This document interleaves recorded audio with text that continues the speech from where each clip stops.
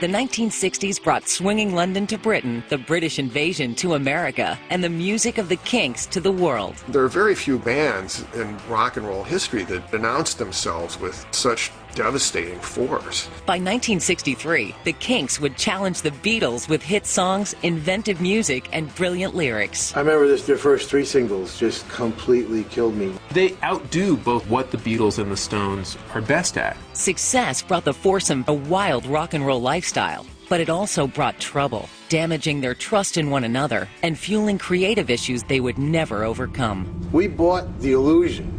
You know what I mean? We thought all these guys were friends. Nothing to lose.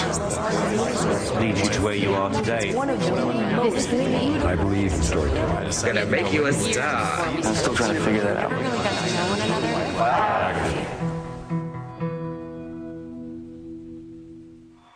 In August of 1964, the Kinks, made up of brothers Ray and Dave Davis, Mick Avery and Peter Quaife, released a song that would become part of rock and roll history. Girl, you really got me going. You got me so I know what I'm doing. You Really Got Me is one of the most influential songs ever in rock and roll. It's about a kid who's sexually attracted to a girl and they make out.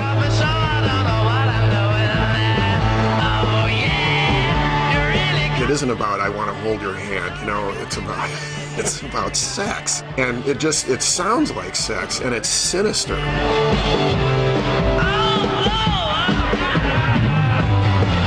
The song, with its raw primal beat, hit '1 on the UK charts within a month. It's hard to overstate the importance of that song to every significant rock movement that followed. It was just unbelievable. It cut through everything. I mean, even the Beatles it cut through. You can hear it in Van Halen. You can hear it in punk rock. You can hear it in, I don't know, some kid putting out an indie record today. You Really Got Me steered popular music in a new direction, and it was all powered by the Davis brothers and a small 8-watt amp purchased in a second-hand shop. In actuality, it was this little pig-nose amplifier that I think all of us used to kick every now and then as we went by, just to make it sound even more raunchy than it did. What Dave did, he took this little green amp, about this big. It was the one that we used to rehearse with. And I'd messed around trying to get a decent sound out my amp. I couldn't. You got like a bright sound or a bassy sound, and that was it. So I decided to experiment. Ray said that Dave stuck a knitting needle through the speaker to make it distort, and Dave says that what he did was he took a razor blade and sliced the speaker to make it distort. And I plugged it in, and it made that rough noise. Oh, it's fantastic. Dave's guitar was snarling, he was playing these bar chords, and Ray's vocal was snarling. And it was just like, wow, I didn't know you could have that emotion on a record. It was a completely new sound, which was the toughest guitar sound, that we had ever heard. This was a new sound from a new band that had formed just months before in the town of Muswell Hill, London. Well, the Kinks began at the William Grimshaw Secondary Modern School in Muswell Hill. We were at a music lessons. One day one of our teachers asked us if any of us could play any instrument. He said, because it would be nice if you could play at the school dance. And so it's Ray, Pete, and myself that really started the band. We got together and we found out that in actual fact it worked. It really did work. And we got up on the stage on the night of the school dance and it went down great. We looked at each other and went, boy, maybe we're onto something here. We were like 3 baby musketeers. Our love for music. We really started rehearsing together. And that always went on at Ray and Dave's place. It's the famous front room. The Davis home at 6 Denmark Terrace served as rehearsal and social hangout. There used to be parties every weekend, and everybody would sing the songs that they liked. And the more we played out, the better we got. And the more excited we got. We had various dramas. Eventually we came across Mick. When I first joined the band, they were like a blues band, and they did a lot of blues numbers. The newly formed band played under a number of different names. It would be the Ray Davis Quartet if it was Ray that got the job. But, so if I got the job, it was Peter Quaife Quartet. And so Ray found out about that, and then he said, no, I knew them before you did, and it's the Ray Davies Quartet. I think they used to change the name quite a bit. My earliest recollections are really playing gigs in Muswell Hill under a variety of names, the Ravens, which was my favourite name. And then the band came across a name that would give them the commercial edge they needed. I think someone suggested it in a pub, said to Mick, you know what you ought to be called, don't you? Bleeding Kinks.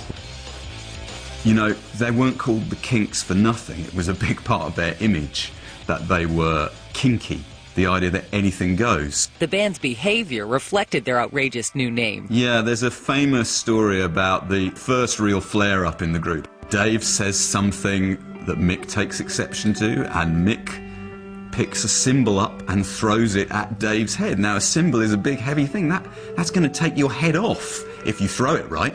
Yeah, well, it was a hi-hat, and I put it upside down, and he went down, and curtains closed. End of the show, folks. Fighting was definitely part of the band's DNA, especially for brothers Ray and Dave, who had very different personalities. Because I was a serious, deep-thinking musician, and there was this crazed kid with sort of really big hair playing these amazing guitar licks, and I thought, wow.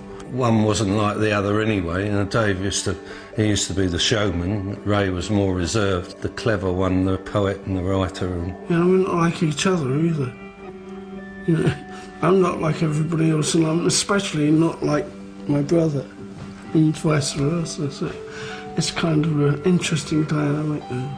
And undoubtedly, that gave the group some of the fire that it had. And if you look at footage of them playing You Really Got Me, Ray is quite laid back while he's singing, and over to his right is Dave Davis, raving it up like no one before or since. Even if they were trying to outdo each other, it worked, It was a good combination.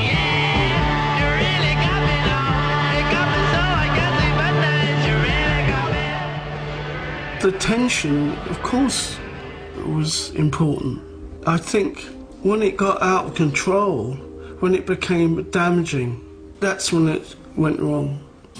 The band's infighting, however, did not distract them from the success the Beatles were having in America. We knew that we could open up America, but in order to do that, we had to be there. In February of 1964, the Beatles performed on The Ed Sullivan Show. 74 million Americans tuned in to witness the start of the British invasion. I've equated the Beatles on Ed Sullivan and the whole British invasion really to a spaceship landing in Central Park. I mean, it's that kind of impact. That was the sound of the baby boom discovering itself. The Beatles come to America and become a phenomenon unlike anything before or after. They have 9,000 of the top 1,000 songs. It's not mathematically possible, but the Beatles rule the American charts and they rule the American teen consciousness, and there gets to be this hunger for anything remotely Beatles-like. When we went home from Christmas vacation that year, the world was black and white.